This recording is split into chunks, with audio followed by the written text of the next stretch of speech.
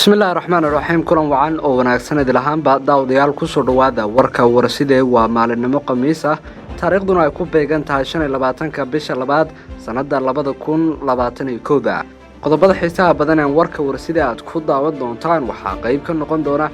gudoomiyaha golaha shacabka oo isaga soo cararay hooy uu ka deganaa magaalada Muqdisho isaga oo soo degay filla Soomaaliya haddaba maxay tahay arrinta ka dambeysay guuritaankiisa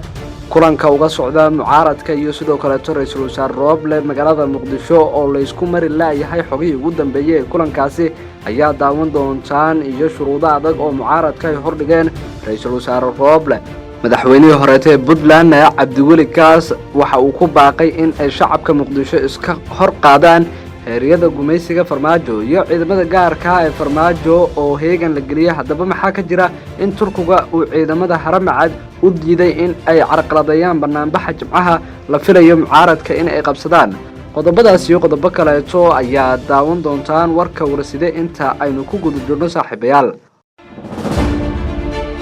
markale maalin wanaagsan kuwa daawateen waxay hayeen saaxiibayaal warkii oo kooban iminkan u diyaar garooba isagii oo faahfaahsan haddaba haddii ay tahay daawada markii kugu horeysay oo aad soo booqato warsida TV fadlan subscribe noo saar oo taaba calaamada gaduuda si markaasi ay ku soo gaaraan wararkii iyo warbixinadii ugu dambeeyay ee halkan aynu ku daabacno aynu ku bilaabnay taliyaha ciidamada booliiska Cabdi Xasan Maxamed Xijaar iyo sidoo kale gudoomiyaha golaha shacabka Maxamed Mursal Sheekh Cabdiraxmaan ayaa xoga aynu ku helnay waxay sheegayaan in ay isaga soo guureen guryo ay ka deganayeen magaalada Muqdisho wararka aynu ka helayno taliyaha ayaana waxay sheegayaan in sabab la xiriira cabsi dhanka ammaanka oo soo wajahday taliyaha uu kaga soo guuray gurigii uu deganaa oo ku yaala degmada Cabdicasiis ee gobolka Banaadir isagoo iminka soo degay taliyaha guri ku yaala filla Soomaaliya kana soo ag dhawaaday madaxweyne Farmaajo taliye Xijaar iyo sidoo kale ehelkiisa ayaa laga soo raray xalay xilli dambeeto gurigi iyo ka deganayeen degmada Cabdicasiis ee gobolka Banaadir iyagoo soo dhax degay filla Soomaaliya dhanka kale gudoomiyaha golaha shacabka Maxamed Mursal Sheekh Cabdiraxmaan ayaa isagana ka soo guuray guri uu ka deganaa Muqdisho Mursal ayaa waxa uu deganaa guri aan sidaasi uga ag fogeyn madaxtooyada Soomaaliya isagoo si degdeg ah ugu soo guuray filla Soomaaliya sababta ka dambeysay guuritaanka gudoomiyaha golaha shacabka Maxamed Mursal Sheekh Cabdiraxmaan ayaa lagu sheegay in madaxweyne Farmaajo uu ku amray gudoomiyaha in uu ka soo ag dhawaado isagoo ka cabsi qaba gudoomiyaha in dhanka mucaaradka Farmaajo ay kala wareegaan Maxamed Mursal ayaa lagu amray in uu isaga soo guuro gabi ahaanba gurigii uu deganaa waxaana guri laga siiyay gudaha filla Soomaaliya taasi oo Farmaajo oo ka dhigaysa in uu cabsi buuxdo uu ka qabo in Maxamed Mursal Sheekh Cabdiraxmaan ay la wareegaan xubnaha mucaaradka ah Farmaajo ayaa cadaadis xoogan waxa uu mudooyinkii u dambeysay uu kala kulmaya xubnaha murashaxiinta ee mucaaradka kuwaasi oo Farmaajo ku eedeeyay in uu waqtigiisa dhamaaday loona baahan yahay dalka in uu doorasho geliyo Maxamed Cabdullaahi Farmaajo ayaa sidoo kale la sheegay dhankiisa in ay jirto cabsi xoogan oo ka muujinayo biri oo Jimcaha waxa caasimada ka dhici kara maadaama biri ay qorsheynayaan xubnaha midowga murashaxiinta in ay qabtaan barnaamij aad u weyn kaasi oo ka dhici doona daljirka Daahsoon Farmaajo ayaa iminka gudoomiyihiisii golaha shacabka soo xareystay iyadoo oo Farmaajo sidoo kale saacadaha soo aadan la filayo in uu filla Soomaaliya soo dejiyo dhammaanba mas'uuliyiinta ugu sarsareysa ee taageera sabab la xiriira cabsi uu ka qabo xubnaha midowga murashaxiinta oo haatan ku jira diyaar garowgoodii ugu dambeeyay barnaamijka biri oo Jimcaha la filayo in magaalada Muqdisho uu ka dhaco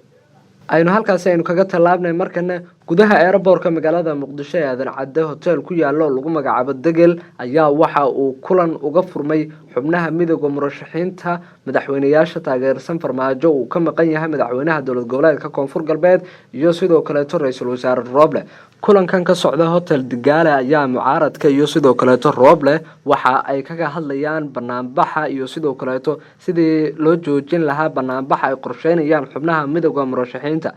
midowga murashaxiinta iyo Roble ayaa ilaa iyo iminka isku fahmi la in la joojiyo barnaamijka maalinta Jimcaha ee biri ay qorsheeyeen xubnaha midowga murashaxiinta taasi oo dowladda Soomaaliya ay aad u diidan tahay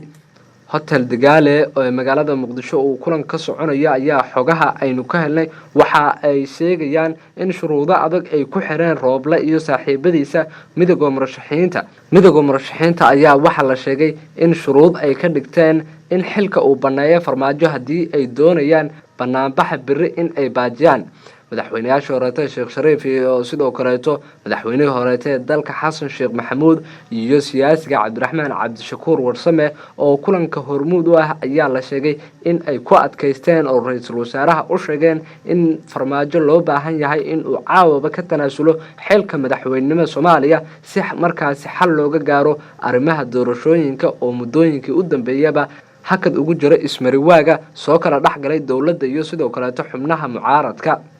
mucaaradka ayaana waxa ay Farmaajo ay ugu baaqeen in aysan aqbalaynin in talada dalka uu wali ku sii fadhiyo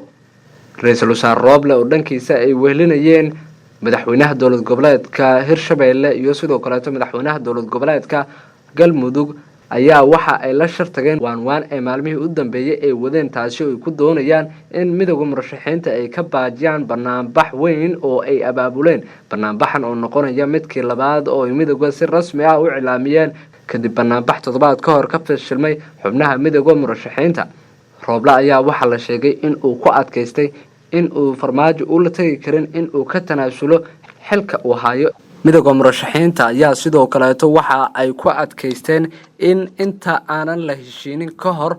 ra'iisul wasaaraha uu duubo muuqaal uu raaligelin uu kaga bixinayo weerarkii ciidamada ay ku qaadeen banaanbixii midowga murashaxiinta ay horkacayeen ee toddobaadkii horeeto ay dawladda ay baajisay waxa ay sidoo kale midowga murashaxiinta ay wali ay ku adkaysanayaan in ay doonayaan ka hor inta aanan heshiiska la gaarin in gebi ahaanba meesha laga saaro lana tirtiro oo xeryahooda lagu xareeyo ciidamada Farmaajo sida gaarka ugu tababaran ee uu ku tashanayo ee loo yaqaan Haramcad oo ay sheegeen in ay qayb ka yihiin fowdada iyo sidoo kale dhibaatooyinka loo geystay madaxweynayaashii hore ee dalka Sheekh Shariif iyo sidoo kale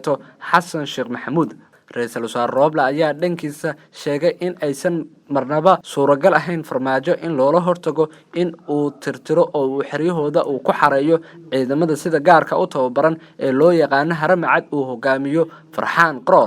Farxaan Qaroole ayay si gaar ah u abaareen in xilka looga qaado midowga murashaxiinta kaasi oo ay ku eedeeyeen in uu ahaa taliyihii ugu weynaa ee fulinayay weerarkii lagu qaaday hotelkii ay deganaayeen toddobaad ka hor midowga murashaxiinta xubno ka tirsan oo ay qayb ka yihiin madaxweynayaashii hore ee dalka ilaa iyo iminka waa la isku fahmi laayahay kulanka u dhaxeeya Rooble iyo sidoo kale midowga murashaxiinta xaaladda ayaana waxay u muuqanaysaa mid aad u cakiran ka hor banaanbaxa ay qorsheynayaan midowga murashaxiinta maalinimada biri ah in ay ka qabtaan magaalada Muqdisho ayaa iminka waxa magaalada Muqdisho qayb ka mid ah lagu soo daadinayaa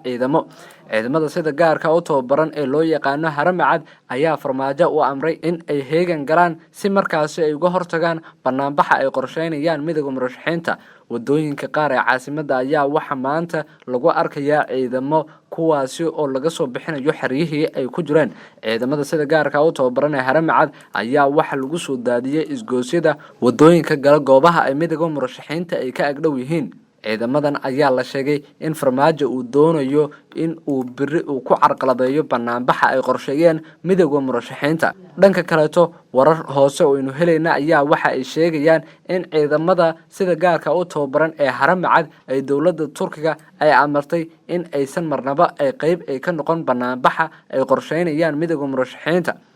Turkiga ayaa waxa la sheegay in uu amar uu ku siiyay Farmaajo in uu daayo isticmaalka ama adeegsiga ciidamada loo yaqaan Haramcad kuwaasi oo toddobaadkii horeeto banaanbax ay qorsheynayeen midowga murashaxiinta kala eriyay dadkii banaanbaxayay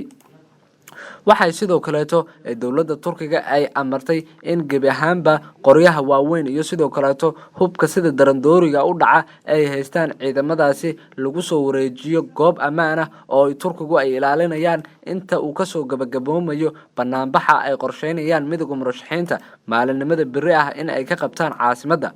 qaybihii dhexe ee warka ayaynu ku guda jirnaa markana madaxweynihii hore ee dowlad goboleedka Puntland Cabdiweli Maxamed Cali Gaas ayaa waxa uu si adag uga hadlay xaaladda siyaasadeed ee dalka iyo xiisadda adag ay wajahayso magaalada Muqdisho madaxweyne gaas ayaa waxa uu warbaahinta u sheegay in uu taageero u muujinayo xubnaha midowga murashaxiinta mucaaradka wuxuuna sheegay in ay qaldan tahay sida uu farmaajo uu wax u wado sidoo kale waxa uu tilmaamay in dibadbaxyada ay soo abaabuleen musharaxiinta ay tahay kuwa ay shacabku ay ku doonayaan xorriyadooda in ay ku helaan ayna yihiin dibadbaxyo dimuqraadi ah